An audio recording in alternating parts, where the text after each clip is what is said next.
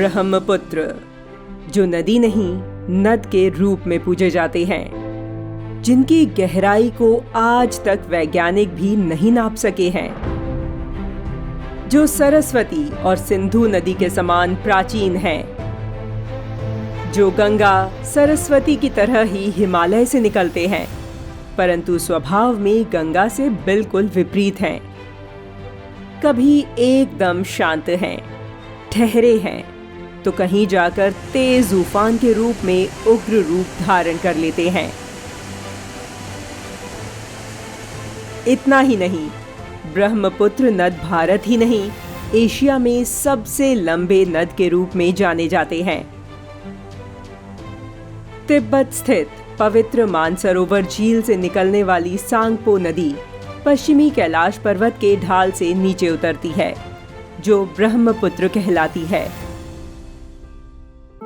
तिब्बत के मानसरोवर से निकलकर बांग्लादेश में गंगा को अपने सीने से लगाकर एक नया नाम पद्मा, फिर मेघना धारण कर सागर में समा जाती है।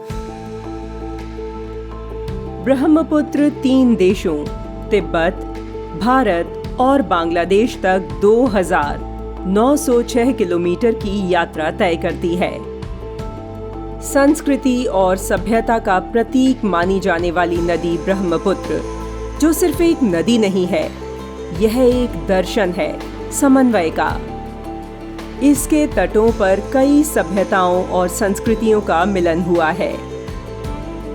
भारत के 2 राज्यों असम और अरुणाचल प्रदेश में 918 किलोमीटर लंबे अपने विराट स्वरूप में अविरल बहती है, और अरुणाचल प्रदेश, नागालैंड, मेघालय, भूटान, पश्चिम बंगाल और सिक्किम के पहाड़ों से निकली अन्य नदियों को भी स्वयं में समाहित कर लेती है।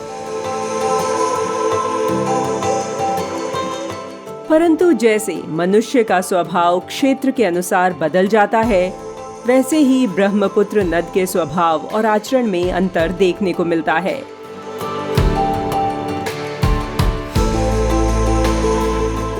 डिब्रूगढ़ में इनका मीलों लंबा पाट इनकी विशालता को दर्शाता है, तो गुवाहाटी में दोनों ओर की पहाड़ियों के बीच से गुजरने के लिए यह अपना आकार छोटा कर लेती है।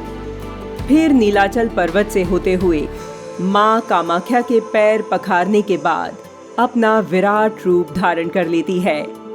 असम के कई बड़े शहर जैसे डिब्रूगढ़, जोरहाट, तेजपुर, गुवाहाटी, ग्वालपाड़ा ब्रह्मपुत्र नद के किनारे ही बसे हैं।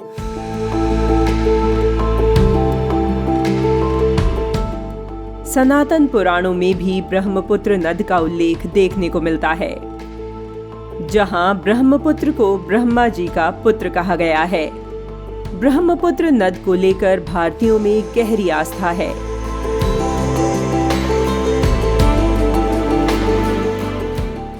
ऋषि मार्कंडेय की रचना कालिका पुराण में ब्रह्मपुत्र नद का उल्लेख किया गया है।